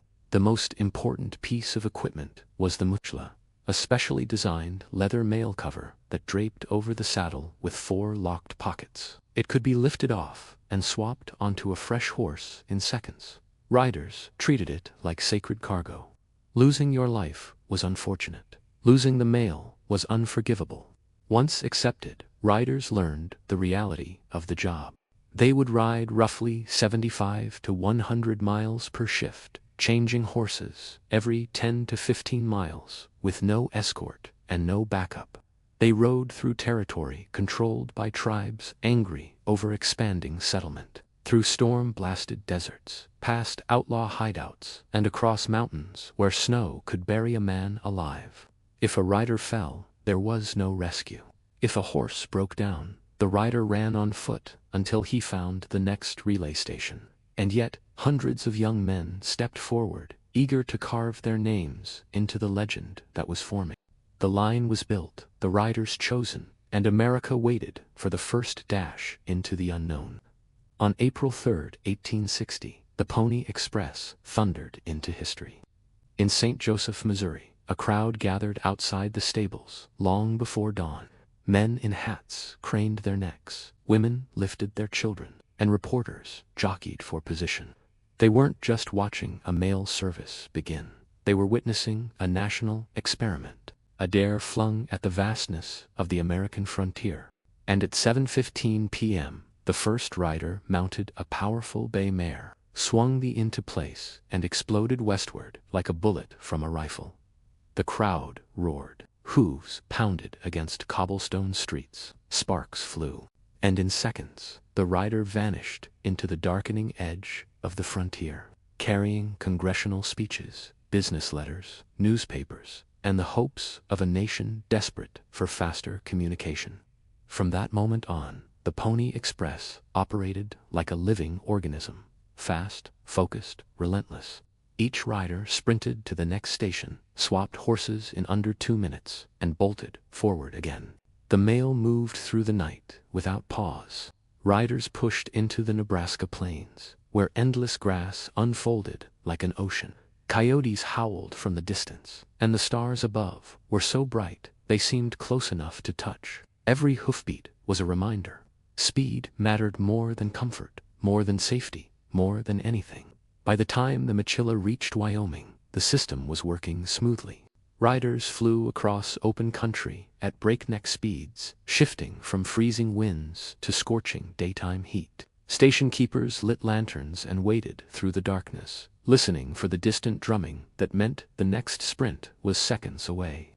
As each rider arrived, breathless and dust-covered, he shouted one word, "Mail," and the station erupted into motion. Utah brought a different kind of challenge. Mountain passes narrowed into treacherous trails, and weather shifted with little warning. Snow could fall thick as wool, even in spring. Riders pushed through the Mormon settlements, where Brigham Young himself had offered support, recognizing the value of rapid communication for a region so often isolated. And then came the Sierra Nevada, the true test. The mountains rose like jagged teeth, hiding blizzards, avalanches, and sheer drops. But the riders didn't turn back. They leaned into the wind, whipped their exhausted horses, and pressed through snow so deep it swallowed hooves. Mail that started in Missouri days earlier now crossed into California, defying everything nature threw at it. 10 days after leaving St. Joseph, the Machilla arrived in Sacramento. The impossible had become real. Once the Pony Express settled into routine, routine quickly proved to be the wrong word. There was nothing ordinary about the life of a rider. Every shift was a gamble with the frontier. Riders sprinted across a landscape that seemed determined to swallow them whole. One moment, the plains stretched open and harmless. The next, a thunderstorm rolled in so violently it erased the horizon in minutes. Lightning cracked across the sky, illuminating riders hunched low over their horses, pushing forward through sheets of rain that felt like gravel. The wind could be just as cruel. On the high plains of Wyoming, gusts slammed into riders hard enough to knock hats clean off and even push horses sideways. Dust storms turned the world into a spinning brown wall. In winter, temperatures plunged far below freezing. Riders stuffed newspapers into their coats for insulation, wrapped hands in wool rags, and prayed their horses didn't stumble on hidden ice. Many arrived at stations with fingers numb, joints locked, and faces burned raw by wind and cold. But weather wasn't the only threat. The trail cut through territory where tensions with native tribes were high, especially during the 1860 conflict with the Pute people. Stations were raided, horses stolen, and riders sometimes vanished. Their fate guessed, but never confirmed. In some stretches, riders were instructed to ride at night without lanterns, relying on moonlight and instinct to avoid becoming targets. It made the route even more treacherous. But slowing down was not an option. The mail had to move. Outlaws posed their own dangers. Some riders carried revolvers and small rifles, but most relied on speed over firepower. The rule was simple: don't fight what you can outrun. A fast horse was worth more than a good aim. Yet even the swiftest mounts couldn't prevent ambushes entirely. Riders reported arrows lodged in saddles, bullet holes in their jackets, and narrow escapes from men who saw the Machilla as a payday worth killing for. Fatigue was constant. Riders sometimes nodded off in the saddle after 70 or 80 grueling miles, only to jerk awake as their horse veered toward a ditch. Meals were whatever could be eaten fast: cold biscuits, jerky, and bitter coffee swallowed between breathless sprints. Sleep came in short, dreamless fragments. Still, the riders pressed on because the country depended on them, because the pay was good, and because the legend growing around the Pony Express was too intoxicating to abandon. The Pony Express produced legends almost immediately. Its riders were so young, so daring, and so determined that stories about them spread faster than the letters they carried. Some tales grew with retelling, but many were true, astonishing feats of endurance that no modern courier or soldier could match. These young men weren't just employees, they became symbols of the unstoppable American frontier spirit. One of the most famous was William Buffalo Bill Cody, who later turned his riding experience into global entertainment. But long before the Wild West shows, Cody was a fearless teenager, hired as one of the Express's relief riders. He covered nearly 300 miles in a single continuous run after the next rider was killed during the Pute War, with barely any rest and no regard for his own safety. Cody completed the route, proving just how far a rider could push himself when duty demanded it. But Cody wasn't alone. Robert "Pony" Bob Haslam performed what is often considered the greatest ride in the service's history.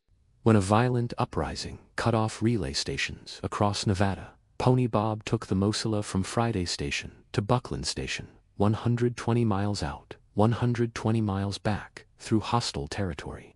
He survived ambushes, rode with arrows lodged in his gear, and finished the round trip despite being exhausted, wounded, and nearly frozen. His ride became an instant legend, repeated in newspapers from New York to San Francisco. Other riders made their mark in quieter, but no less heroic ways. Some crossed flooded rivers by gripping their horse's mane and letting the current drag them side by side. Others galloped through blizzards so thick they lost all sense of direction, guided only by their horses' instincts. A few fought off attackers using only their revolvers and pure desperation. Many saved mailbags by hiding them under their coats, refusing to let rain, fire, or attackers destroy the letters entrusted to them. What united these riders was a simple iron rule: deliver the mail or die trying. They carried news of elections, business deals, love letters, and war updates, messages that shaped decisions thousands of miles away. To the isolated towns of the West, a rider's arrival meant connection to the rest of the world. His silhouette on the horizon could spark cheers. They were young, reckless, underpaid, and constantly exhausted. Yet, for 18 extraordinary months, they captured the imagination of a nation and earned a place in American mythology. By the summer of 1860, the Pony Express was no longer just a mail route. It was a lifeline stretched thin across a frontier ready to explode, and explode it did. The Pot War, sparked by deep grievances over land encroachment, broken treaties, and increasing violence from settlers, erupted along key sections of the express route in Nevada. Suddenly, a service already known for danger became nearly suicidal. Stations that had been lonely but peaceful outposts were now targets. Riders approaching a relay stop could find it burned to the ground, the corral empty, and the station keeper missing. Horses, the lifeblood of the express, were stolen in large numbers. In the worst cases, entire station crews were killed, leaving behind grim reminders that the frontier was no place for illusions of security. The disruptions were catastrophic. Entire stretches of the route became impossible. Riders who normally sprinted confidently into the night now faced miles of territory patrolled by warriors who moved silently and knew the land far better than any newcomer. Some riders attempted to sneak through under moonlight. Others rode at full gallop, hoping speed alone would carry them to safety. Still others turned back, knowing the risk was too great. It was during this crisis that some of the Pony Express's greatest feats were performed. Riders like Pony Bob Haslam braved arrow fire, ambushes, and burned out stations to keep the mail moving. Station keepers barricaded themselves inside crude wooden buildings, surviving on dried food and gunpowder-soaked nerves. Messages flew between California and the East Coast, carrying urgent reports about the violence, troop movements, and frontier conditions. But the cost was enormous. The company had to hire armed escorts, rebuild stations, restock stolen horses, and pay hazard wages. Money was already tight. The Pony Express had always been a financial gamble, and the war pushed that gamble toward collapse. Even so, they pressed on, determined not to let the system fail. For many riders, the Express wasn't just a job anymore. It was a matter of pride, survival, and loyalty to their fellow riders. As the conflict dragged on, the mails slowed, stations flickered, on and off, like unreliable lanterns, and the strain of constant danger wore down everyone involved. Still, the Pony Express endured, bloodied, battered, and astonishingly persistent. But survival came with a price. The violence exposed how fragile the entire operation truly was. And as America drifted toward a far larger conflict, the Civil War, the idea of maintaining such a costly, dangerous service began to feel unsustainable. Even as the Pony Express reached the height of its fame, another technology was quietly stretching across the American frontier. One that moved faster than any horse, never slept, and cared nothing for storms or outlaw ambushes. The telegraph, a simple wire humming, with electricity capable of carrying a message from coast to coast in seconds.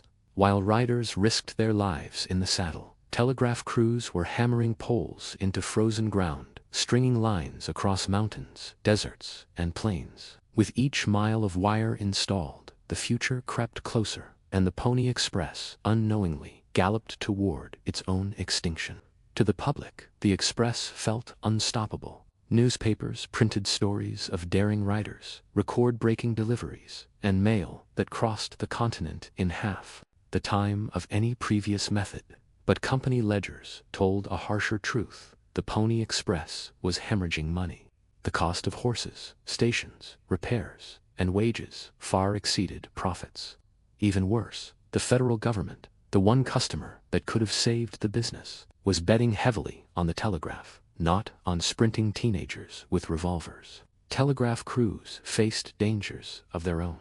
Storms that ripped down lines, mountains that resisted every tool, and attacks on construction sites during the Pute War. But they kept building, day after day, pole after pole. The line grew longer. When the Eastern and Western telegraph companies decided to connect their networks through Salt Lake City, the clock began ticking loudly over the Pony Express. Riders felt it in the air. Station keepers heard rumors. The wire is coming. They're only 100 miles away. Soon they won't need us anymore. Some felt relieved, an end to danger and exhaustion. Others felt betrayed, their legend cut short by cold metal and sparks. Still, the Express pushed on, determined to finish its race. Riders continued through blizzards, wars, and night terrors. Mailbags still thudded onto fresh saddles. Horses still tore across the earth with breathtaking speed. But even courage can't outrun technology.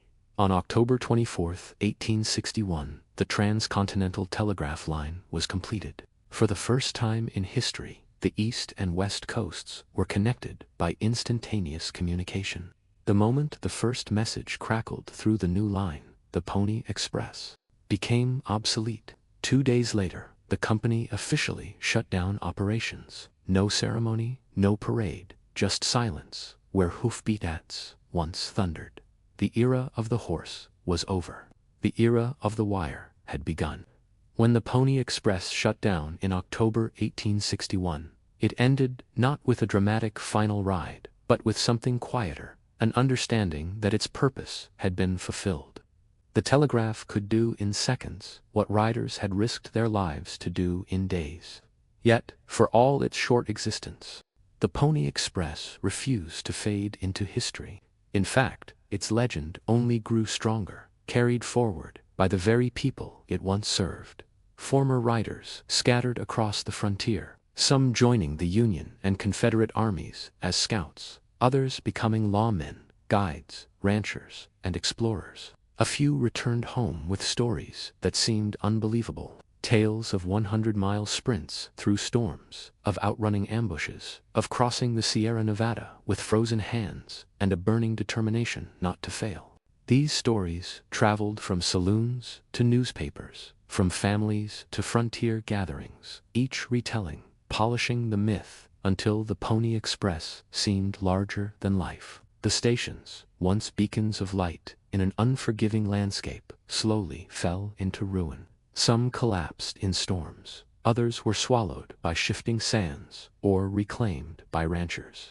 A few were preserved, their weather-beaten timbers standing as silent reminders of an age when speed was measured not in wires and electricity, but in hooves striking earth. Even though the express lasted only 18 months, it represented something far greater than a mail service. It symbolized the courage required to bind a fractured nation. At a time when the United States teetered on the edge of civil war, these teenage riders helped keep communication alive between the coasts. Their speed gave Americans a sense of unity when unity was vanishing fast. The telegraph may have rendered the Pony Express obsolete, but it could never erase the romance of what came before it. The rider silhouetted against the setting sun, Milla slung over the saddle, the fearless sprint into darkness, trusting only a horse and instinct, the stubborn refusal to slow down, even when the world around them was swallowing lesser men whole. In many ways, the Express was the final breath of the old frontier, the last heroic gasp before technology transformed the West forever. It marked the end of a world where a single rider could hold the nation's voice under his arm and race across mountains to deliver it. Though the hoof Betats eventually stopped echoing across the plains, their legend never did. The Pony Express proved that sometimes the shortest stories burn the brightest and leave tracks no wire can ever replace. At dawn, Constantinople awakened like no other city on earth, half empire, half marketplace, and entirely alive, before officials opened the gates of the great palace. And long before the imperial court stirred from its marble chambers, the real heartbeat of the city was already thundering through its streets.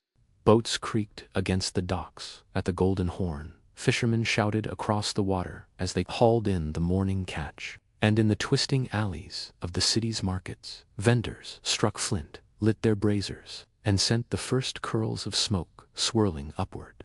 Those curls carried the story of Constantinople. They smelled of sizzling oil, roasted nuts, tangy vinegar, grilling fish, and honey melting over hot metal pans. They smelled of the crossroads of the world: Greek herbs, Persian spices, Roman olive oil, Syrian dates, Cappadocian cheese. The city wasn't just a political capital. It was a culinary collision point, where centuries of flavor traded places as easily as merchants traded coins. As the sun rose higher, the streets became a tapestry of movement. Bakers pushed wheeled ovens across uneven stones, their carts glowing red-hot as they baked sesame-covered bread rings, fresh for hungry workers. Chickpea vendors shouted above the noise, scooping steaming handfuls from bronze pans and tossing them with sea salt and crushed coriander. The smell alone could stop a passerby mid-step. Closer to the harbor, sellers roasted tiny fish over open flames, their skins crackling while vinegar and garlic sizzled around them. Children ran by carrying copper cups filled with wine, soaked figs sticky with syrup. Couriers rushing toward the imperial quarter grabbed fried dough balls. Luku maids coated in honey so fragrant it clung to their fingertips. Every district had its specialty, every alleyway its signature aroma. And it wasn't just commoners who indulged. Courtiers in silk slippers, soldiers from the barracks, monks from the nearby monasteries. Everyone mingled in these food-filled streets. Constantinople blurred social lines in a way few cities dared. A wealthy merchant might eat the same spiced chickpeas as the dock worker beside him. A noble on horseback could pause for a skewer of grilled lamb sold by a Syrian immigrant who had arrived only months before. The food stalls weren't simply places to eat. They were the empire's melting pot, a place where language, religion, and class mixed together over shared meals. In Constantinople, you didn't just taste food, you tasted history, geography, and empire all at once. And as the city fully woke, its street vendors prepared for a day unlike any other, fast, loud, and bursting with flavor. If Constantinople's streets were alive at dawn, its markets roared to full power by mid-morning. Nowhere else on earth did so many cultures, ingredients, and languages collide within a single square mile. The city was the bottleneck through which the wealth of 3 continents passed, and the markets reflected that abundance in every sound and smell. The Forum of Constantine, the bustling macros and Blios, the harborside stalls of the Golden Horn, and the twisting lanes of the Augustanen, all pulsed with a rhythm that felt ancient and eternal. Vendors shouted in Greek, Armenian, Latin, Arabic, and Persian, their voices merging into a chaotic symphony. Traders arrived from Cappadocia with blocks of salted cheese wrapped in cloth. Syrians brought jars of date syrup and fragrant sesame paste. Egyptians unloaded sacks of lentils and spices, so bright they looked stolen from a painter's palette. Turmeric, yellow, saffron red, cumin brown. From the Black Sea came barrels of anchovies, smoked eels, and caviar sealed in wax. Every arrival added a new note to the market's endless feast. The food stalls were the true stars of this world. Lines formed in front of them as workers, monks, sailors, and visiting merchants queued for their favorite street bites. One stall specialized in honey-drenched pastries stuffed with crushed nuts. Another roasted chickpeas in great iron pans until they crackled like tiny fireworks. A Greek vendor near the city center cooked spiced lentils until they melted on the tongue, serving them in clay bowls with a drizzle of olive oil and a squeeze of lemon. The scent changed with every step. One alley smelled of slow-cooked lamb seasoned with mint and oregano. Another carried the sharp bite of fermented fish sauce imported from the remnants of the old Roman West. A Persian merchant offered skewers of grilled meat marinated in pomegranate molasses, the glaze caramelizing beautifully over hot coals. Nearby, a Jewish baker prepared rounds of bread sprinkled with sesame and nigella seeds, soft on the inside and warm enough to steam in the cool morning air. Beyond taste, the markets offered something more powerful, a glimpse of the empire's vast diversity. Patrons dressed in everything from simple wool tunics to silks dyed imperial purple. A monk buying figs might stand beside a soldier fresh from the Anatolian frontier. A noble woman veiled in fine linen could share a bench with a street porter carrying sacks heavier than he was. Here, food dissolved boundaries. The markets were the empire in miniature, plural, vibrant, loud, and endlessly flavorful. If Constantinople had a mascot food, something so common, so beloved, and so woven into daily life that the city wouldn't feel the same without it, it was roasted chickpeas, known simply as strathia by locals.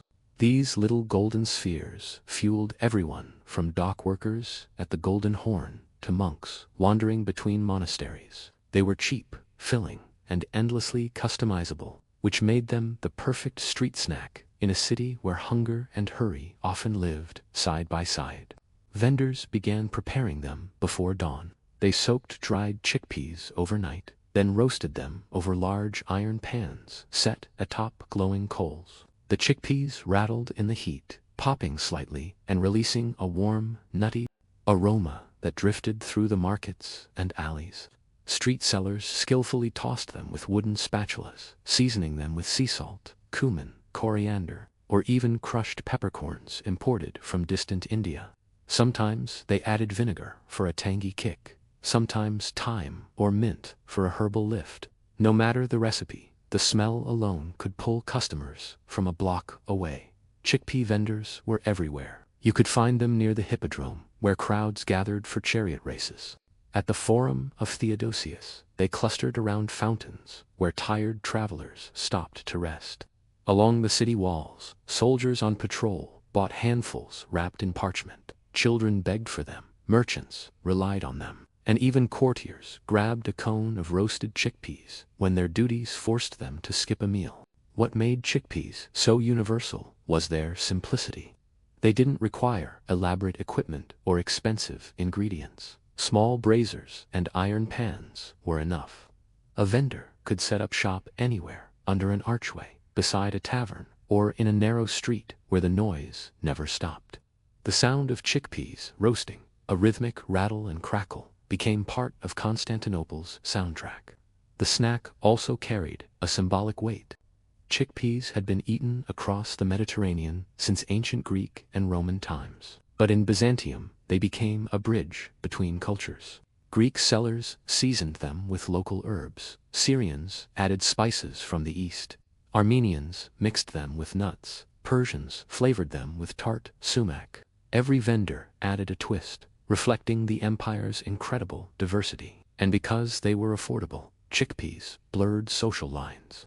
Rich or poor, laborer or nobleman, everyone enjoyed the same warm, salty handful.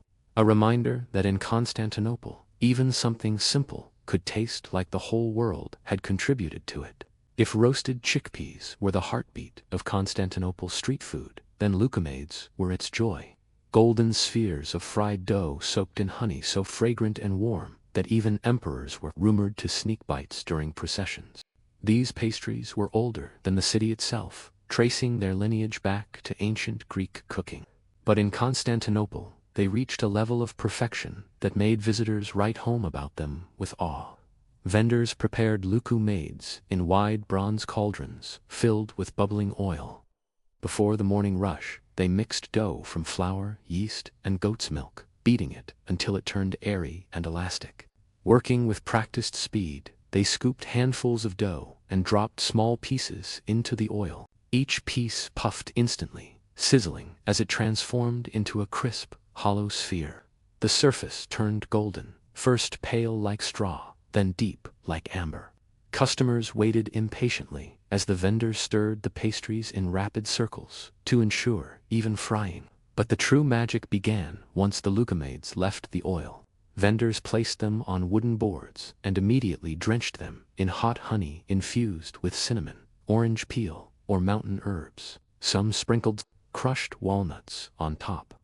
Others drizzled thick grape molasses for a sharper sweetness. The honey seeped into every tiny fold of the dough, creating a dessert that was soft inside, crunchy outside, and irresistibly aromatic. Lucums attracted every kind of customer. Children saved their copper coins to buy a skewer of 3. Soldiers off duty from the barracks near the sea walls stopped for a warm handful after night patrols. Merchants bought trays for their assistants. Even monks, despite vows of modest living, were known to enjoy these treats during feast days. The pastry sellers often positioned themselves outside the great churches, where the scent of honey mingled with incense drifting from open doors. The dessert even played a symbolic role in the city's religious and cultural life. During celebrations, lucades were handed out as tokens of goodwill. During festivals, their sizzling sound mixed with music and laughter. During winter, when cold winds whipped off the Bosphorus, a cone of steaming, honey-soaked pastries became a comfort that warmed the fingers as much as the spirit.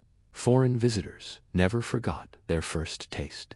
Travelers from Persia compared them to sweet fritters back home. Italians wrote admiringly of their simplicity. Traders from the Arab world praised the honey's purity. In a city built on trade, faith, and empire, Luke were a reminder that joy could be bought for a single coin and tasted like heaven. If Constantinople had a scent stronger than honey or roasted nuts, it was the unmistakable temps of the sea.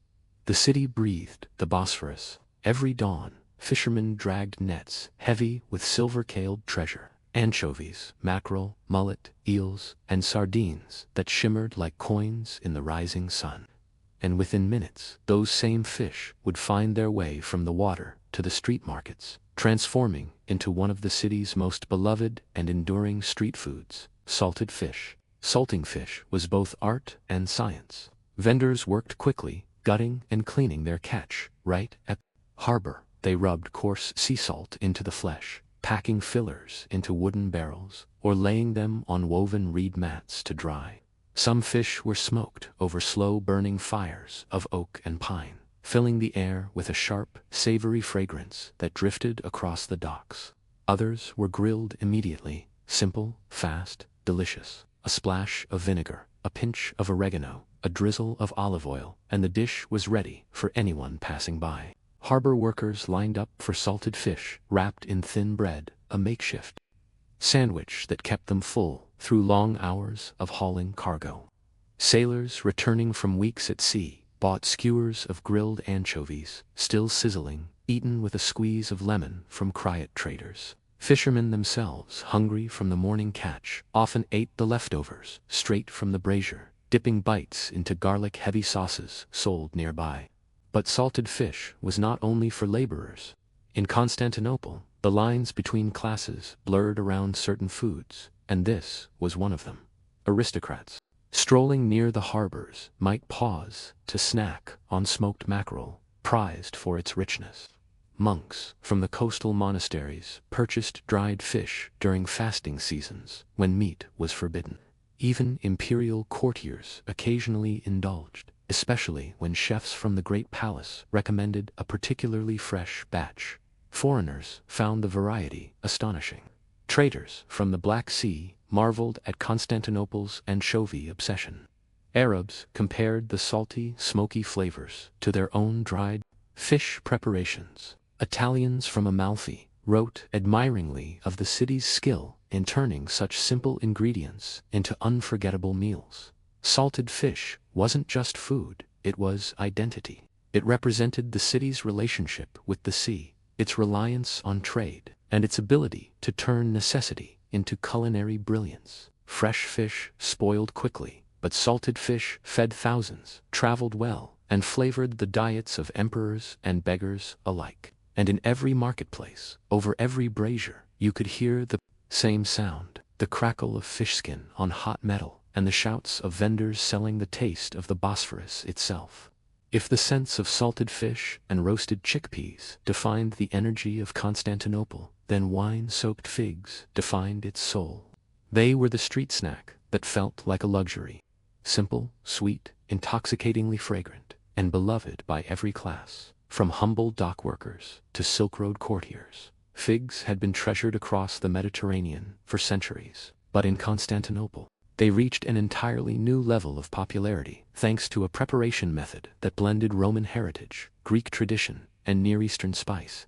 Vendors began their work at night. They simmered dried figs in large copper pots filled with watered wine, usually a cheap local red or a fragrant white from the vineyards of Bithynia. Into the pot went cinnamon sticks, shards of mastic resin, and sometimes cloves or star anise brought by traders from distant eastern ports. As the figs softened, they absorbed the wine, swelling like small golden balloons and turning glossy with syrup. By dawn, the mixture had thickened into a dark, perfumed glaze that coated each fig with irresistible sweetness. When the city awoke, vendors set their pots on braziers to keep them warm. The smell was unmistakable. Sweet fruit steeped in wine with a whisper of spice that floated above the noise of the marketplace. People followed that scent the way bees follow flowers. A single fig plucked dripping from the pot cost only a small copper coin, cheap enough for laborers, tasty enough for nobles. Sailors arriving at the Golden Horn bought handfuls wrapped in vine leaves. Monks purchased bowls of figs during feast days, savoring them slowly as a rare indulgence. Young lovers shared them on quiet stone steps overlooking the Bosphorus, letting the warm syrup drip onto their fingers. Even physicians recommended them as a remedy for fatigue, digestion, and melancholy. Proof that Byzantines understood long before modern science that sweets can heal the spirit. For travelers unfamiliar with the city's culinary traditions, wine-soaked figs were a revelation. Persians compared them to their own spiced fruit preserves. Arabs recognized similarities with date syrups, yet marveled at the lighter sweetness. Latin visitors from the old western provinces called them the most comforting food in the empire. Many wrote about them in diaries, describing how the figs seemed to capture Constantinople's essence. Old, sweet, refined, and tinged with exotic flavors from half the known world. And perhaps that's why wine-soaked figs became more than street food. They became a symbol, a reminder that Constantinople was not only a city of empire and faith, but a place where simple pleasures were celebrated openly. A city where even a humble fruit could taste like history dipped in honeyed wine. What made Constantinople's street food extraordinary wasn't just its freshness, its aromas, or the sheer variety. It was the city's uncanny ability to blend the culinary worlds of three great civilizations, Greek, Persian, and Roman influences mingled here, not politely, but boldly, creating dishes that could exist nowhere else. The city stood at the intersection of continents, and its food embraced that identity with open arms. The Greek backbone of the city was unmistakable. Olive oil flowed like water, drizzled over nearly everything. Herbs like oregano, thyme, and savory perfumed simple street meals. Bread, especially the beloved curry, covered in toasted sesame seeds, remained a staple. Lucumdes, lentil stews, feta-like cheeses, and wine mixed with honey all carried echoes of ancient Greek kitchens. Even the layout of the markets, with their agoras and bustling porticos, owed much to Hellenic tradition. Yet Persian influence threaded through the cuisine like silk. Traders from the East brought spices that transformed even humble street dishes. Cinnamon, saffron, cardamom, and sumac found their way into marinades, pastries, and fruit preparations. Pomegranate, molasses, dark, sweet, and tart, became a favorite for glazing grilled meats. Skewered lamb with Persian spices sizzled beside Greek fish grills. Street cooks experimented eagerly, discovering that Persian aromatics paired beautifully with the ingredients arriving from Greece and Anatolia. Then there was Rome, the older empire that still whispered through every alley of Constantinople. Romans had prized garum, the fermented fish sauce that seasoned everything from stews to vegetables, and its Byzantine descendant liquin, still flavored soups. And street broths, Roman-style sausages, simmered in wine and herbs, sold hot from iron pans. Bread-making techniques from Rome blended with Greek methods, producing loaves with crispy crusts and airy centers, perfect for soaking up oils and sauces. Even salted fish stalls echoed the Roman macellum, where merchants once sold their seafood wrapped in parchment. But the magic of Constantinople was not in preserving these traditions separately. It was in merging them. A fisherman might grill his catch with Greek olive oil, dust it with Persian sumac, and serve it in a Roman-style flatbread. A pastry seller could combine Greek honey, Roman nuts, and Persian spices into a single, unforgettable dessert.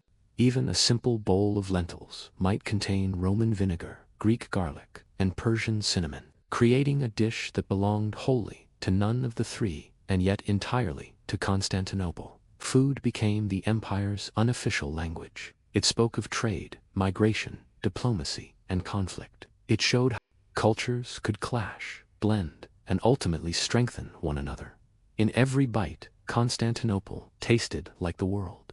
What set Constantinople apart from every other city of its age was unjust the variety of its foods. It was who got to enjoy them. In most ancient cities, elites and commoners ate in entirely separate worlds. But in Constantinople, the empire's beating heart, street food, became the great equalizer.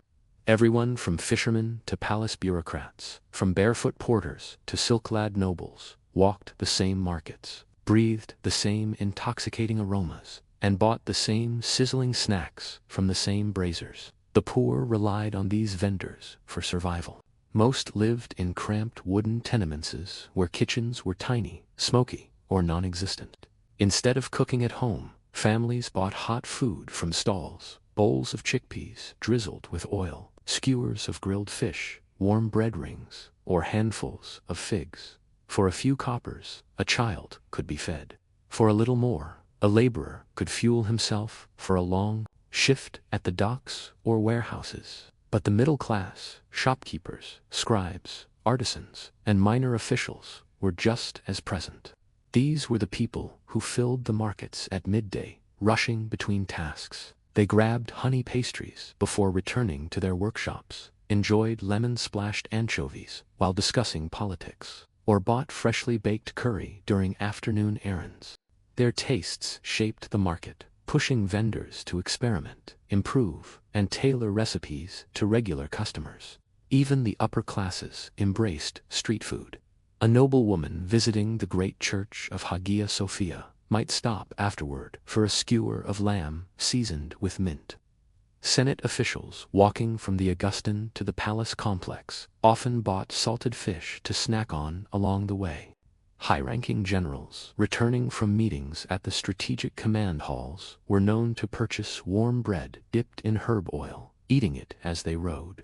The emperor himself, though surrounded by palace chefs, could not escape stories of the city's more humble delicacies, many of which eventually made their way onto aristocratic banquet tables. Foreign visitors found this mingling astonishing. Arabs remarked on how nobles casually ate the same foods as fishermen. Latin merchants from Venice and Amalfi wrote admiringly of how Constantinople's markets erased social divides. Even Persian ambassadors, accustomed to court luxury, marveled at how ordinary street dishes were crafted with care worthy of royal kitchens. Food stalls became places where the city's classes brushed shoulders, where accents blended, where news spread faster than official proclamations. A soldier about to depart for the eastern frontier could share a bowl of lentils beside a bookkeeper from the imperial treasury. A monk could enjoy figs beside a sea captain from the Ion. For a moment, hierarchy dissolved. In the flavors of the streets, Constantinople found unity, one bite at a time. Though centuries have passed and empires have risen and fallen, the street food of Constantinople left a legacy that still echoes across modern kitchens, from Istanbul to Athens, from the Levant to the Balkans. The flavors once carried through the city's alleys, on clouds of smoke and honey, never disappeared. They evolved, traveled, adapted, and survived. Today, they appear in familiar forms. Sesame bread rings sold on Istanbul's waterfront. Honey-soaked pastries served in Greek bakeries. Spiced lamb skewers grilling in Middle Eastern night markets. And dried fruits simmered in wine or syrup across the Mediterranean. But the legacy was more than recipes. It was a philosophy. Food should be shared, portable, fragrant, and unpretentious, something enjoyed by everyone. Constantinople perfected the art of democratizing flavor. Its cooks proved that the most memorable meals didn't require palaces or lavish banquets. Only good ingredients, clever hands, and the creativity sparked when cultures meet. That spirit still thrives in modern street food culture worldwide. Constantinople's vendors also shaped how cities functioned. They made public spaces livable, turning streets into communal dining rooms and marketplaces into social hubs. Eating on the go, now a universal idea, was normal there a millennium ago. The bustle of vendors, feeding laborers, monks, sailors, and aristocrats, created a sense of community that transcended class. Food became the city's language, its diplomacy, its daily ritual.